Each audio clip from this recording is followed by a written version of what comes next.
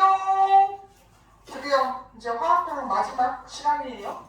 여러분 전 시간에 모델 증발과 응축 관련해가지고 3편은 배웠던 것 같아요. 맞아요? 그쵸? 오늘은 나머지 두 개 용해하고 화학평에 대해서 배울 건데 시간 단축을 위해서 이렇게 세팅했으니까 만약에 참고할 이거 처음 보는 학생 같은 경우에는 이거 멈췄다가 쓴 다음에 들으시면 됩니다. 자, 우선은 여기 보고 다 생각하고 설명을 하면 우선 여러분 초등학교 때인가? 용준, 용매, 용해, 용해 이런 거 배우지 않아요? 심지어 내가 알기로 이것도 중학교 때 배우는 걸로 알고 있는데 그죠? 혼합물 할 때. 그죠? 용질이 뭐예요? 녹는 애. 그지? 녹이는 애. 그렇지. 용해는 뭐야? 용질이 용매에 녹아 들어가는 현상 이게 용해야. 녹아 들어가는 현상 이게 용해고 그 결과물을 용액이라고 해요. 그래서 예를 들면 설탕을 넣었어. 설탕이 용질이고 물에다 타면 녹죠. 그쵸? 그래서 나중에 설탕물이 되는데 그러면 얘네들이 어떤 경향을 한번 파악해보자면 이게 어떤 현상이 일어나는지. 그래서 이 그림을 한번 보세요. 여러분은 이 그림이 160페이지 있을 겁니다. 160페이지. 그러니까 160페이지 펴시면 그게 나와 있어요. 자, 이게 뭐냐? 자, 처음에는 여기에 물을 넣은 다음에 설탕을 어느 정도 넣었을 때는 넣고 좀 저으면 바로바로 없어지죠, 설탕이. 누가 먹은 거야? 어떻게 된 거예요? 그치? 이 일자 사이로 녹아 들어가서 안 보이는 거죠? 네. 그럼 왜 녹아요? 왜 녹을 수 있는 거야? 물이 많으니까. 그치? 평형을 이루어야 되는데 여기 안에는 지금 무슨 입자가 별로 없는 거예요. 설탕 입자가 별로 없으니까 계속 녹아 들어가는 거고 우리가 이런 용액을 뭐라고 부르지? 불포화 용액이라고 부르죠. 이런 용액을 뭐라고 한다? 불포화 용액. 그래서 보면 알겠지만 녹아 들어가는 속도, 이걸 우리가 무슨 속도라 그래?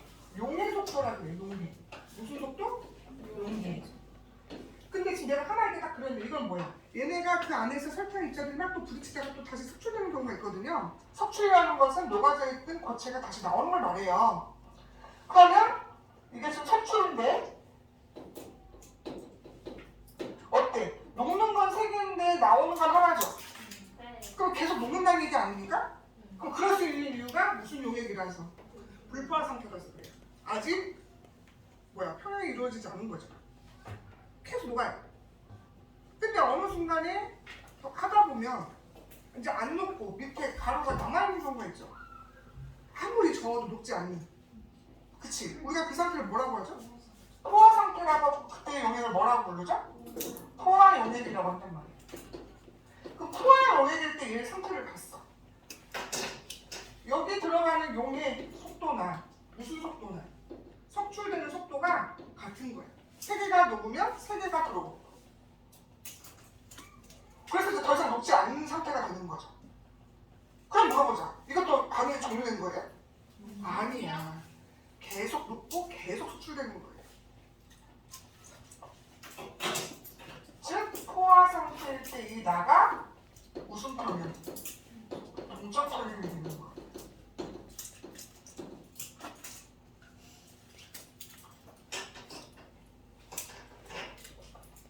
그래서 니네가 그 중학교 때 배웠던 그 포화 상태, 포화 용액일 때가 사실은 화학적 입장에서는 동적 평형 상태인 거예요. 근데 이 원리 자체가 막 엄청 어렵고 그러진 않을 거예요, 그죠? 네. 다 뭘 위해서 지금 하는 거야? 평형 상태를 되기 위해서 계속 하다가 어느 순간에 딱 도달하게 되면 이제 얘가 같아지는 거죠.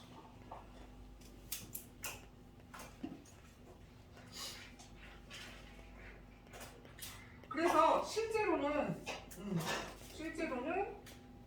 원래 우리가 이렇게만 배웠었는데 실제로는 용해가 되면 뭐도 된다?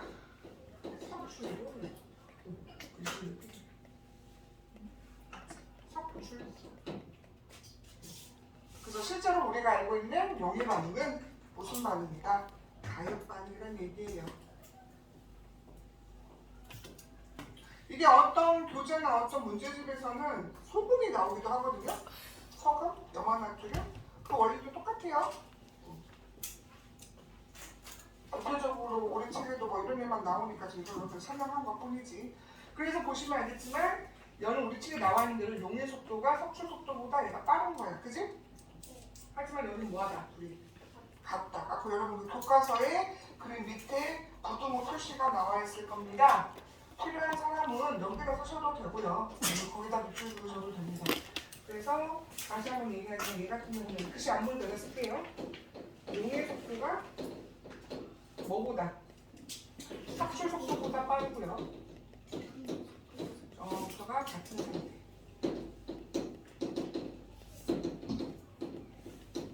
이렇게 이해하시면 되겠습니다.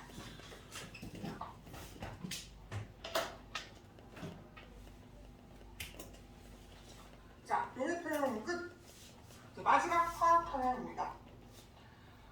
화학 통합은 말 그대로 어떤 물질을 이렇게 밀폐된 공간에 놔두면 지가 알아서 다른 물질로 바뀌어요. 열구에서 어떠한 걸 이렇게 이렇게 열을 가하거나 그러지 않아도 바뀌는 애들이 있거든요. 대표적인 애들이 이게 얘야. 얘를 어떻게 읽어요, 얘들아? 산소가 몇 개 있어? 2개 있지. 그럼 뒤에서부터 읽는다고 생각을 하면 이산화질소 이렇게 읽어요. 자, 1년을 읽어볼래? 자, 산소가 몇 개 있어? 4산화. 지소가 몇 개 있어? 4산화이질소 이렇게 읽어요. 4개의 산소가 있고 2개의 질소가 붙어있는 구조물이라는 얘기예요. 그래서 얘는 이산화질소, 4산화이질소. 알겠어? 근데 얘네들의 색깔이 중요해요. 원래 이산화질소는 기체임에도 불구하고 딱 보여요. 갈색이에요. 기체 색깔이 갈색이에요. 그리고 얘는 아무 색도 안 펴요. 자, 그럼 어떻게 되느냐? 잘 보시죠. 밀폐된 시험관 안에 어떤 가스를 넣어놨어? 이산화질소를 넣어놨어요. 넣어놨어? 근데 여기는 원래 다 이산화질소가 있어야 되죠? 이렇게.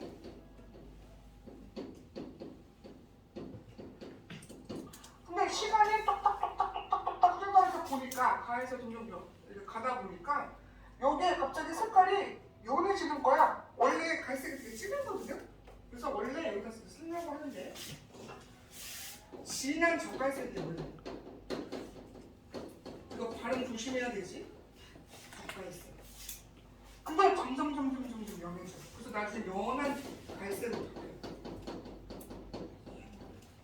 옅어진다는 얘기야. 왜 옅어질까요? 약간 이렇게 안 바뀌면 계속 적갈색이어야 되잖아. 원래 진한 거. 근데 연해진다는 얘기는 얘가 만들어진다 안 만들어진다? 만들어진다는 얘기잖아요. 그래서 여기서 보다 보면은 여기 가스에서 이제 뭐가 만들어져? 얘도 만들어지기 시작하는 거예요. 그쵸? 소량이 만들어지겠죠? 분해가 돼가지고 점점 연해지다가 이 순간 되면 이 다 순간이 되면 여기도 역시 이렇게 있는데 얘도 존재하게 되는데 얘와 얘의 농도가 일정해져요. 충분히 시간이 지나게 되면 이산화질소하고 사산화질소가 자기들의 평형을 이루고 있는 적절한 농도 상태가 됩니다. 그러면 더 이상 여기에서 색이 변하지 않아요. 더 이상 옅어지지도 않고 더 이상 진해지지도 않은 그 상태가 되거든요. 그럼 다 상태를 뭐라고 하면 되겠어? 동적 평형이라고 하면 되겠죠. 여기 다 상태가 동적 평형.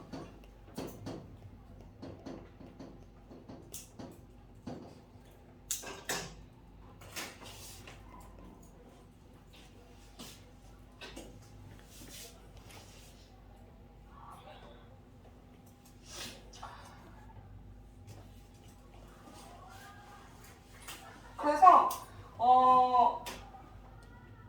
여기까지 내용이 되게 중요한데 이거 관련해갖고 어떤 문제집이나 교과서에서는 그래프가 나오는 것도 있어요. 그래프가 어떻게 나오냐면 뭐 그렇게 중요하진 않아요. 하나는 이렇게 되고 하나는 이렇게 되는 케이스가 있어요. 그럼 무슨 말이야? 예를 따지면은 이산화질소가 적절하게 내려오고 사산화질소가 적절하게 생겨나는 게 아니에요. 맞아 안 맞아? 얘들아 맞니 안 맞니? 맞는 얘기죠. 그래서 이런 그림 나오면 화학표현 얘기하는 거구나 라고 생각하시면 돼요. 근데 그게 중요하진 않는데 혹시 공부하다가 이런 그래프 보면 놀라지 말고 그냥 이거 동적 방향 상태를 그래프화 시켜서 나타낸 거구나 정도만 아시면 돼요. 아시겠죠? 그래서 보다 보면 충분히 시간이 지나면 얘네들이 서로 주거니 받거니. 그래서 보시면 알겠지만 동적 방향 상태에서는 내가 뭐라고 했죠? 반응물과 생성물이 같이 공존한다고 했죠? 같이 공존하고 있어요. 근데 이건 조심하셔야 돼요. 서로 똑같은 양이다 라고 하면 틀려요. 각각 평형으로 이런 구조물 분자량 자체가 다르기 때문에 농도가 달라요. 그래서 같을 수도 있고 다를 수도 있거든요. 그러니까 시험 문제에 만약에 동적 평형 상태에서 얘하고 농도가 똑같다라고 하시면 안 되고 둘 다 어떤 상태이냐. 지네가 평형을 이루고 있는 일정한 그냥 상태기만 하면 돼요. 농도. 그게 같을 필요는 없어요. 그거 조심하셔야 돼요. 왜냐면 내가 농도가 일정하다고 하니까 애들 이 양이하고 이 양이 다 똑같은 줄 알아요. 똑같이 1대1인 줄 알아. 아니야. 그럼 몰라요. 물론 이제 2대1이겠지. 그거 왜 이래. 이거 화투에서 배운단 말이야. 그래서 너네는 어차피 계산 문제가 안 나오잖아. 화원에서 계산 문제 파트에서 안 나오거든요. 그래서 방향만 보시면 돼요. 그래서 이 농도는 같을 수도 있고 다를 수도 있어요. 근데 일정 확인하면 돼요. 알겠지? 우리 물 전기분해 하면 부피가 2대2 이렇게 나오잖아. 그러면은 나와서 일정하게 이루고 있는 거지. 얘네들 같을 필요는 없는 거잖아요. 똑같은 거야. 같아도 되고 안 같아도 상관없어요. 우리는 얘네들이 더 이상 색이 변하지 않는 걸로 토대를 해서 뭐에 이르렀다. 동적 평형에 이르렀다 정도만 아시면 됩니다.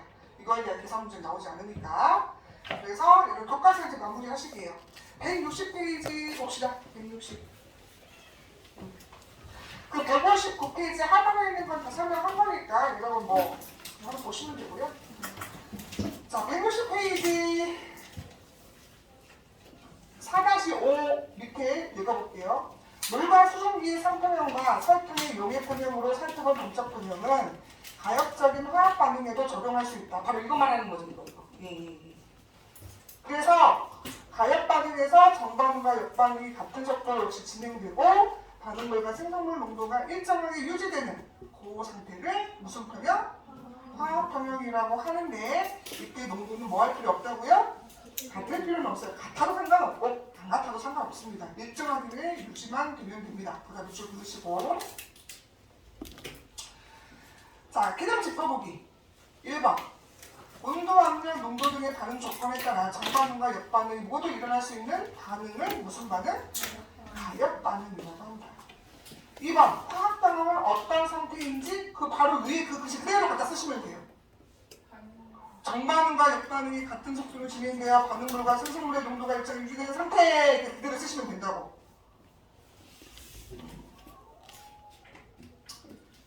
내용적으로 엄청 어렵고 그러진 않죠? 충분히 여러분 이해할 수 있을 거야. 계산 문제도 아니기 때문에 그렇게 가볍게 들으시면 됩니다.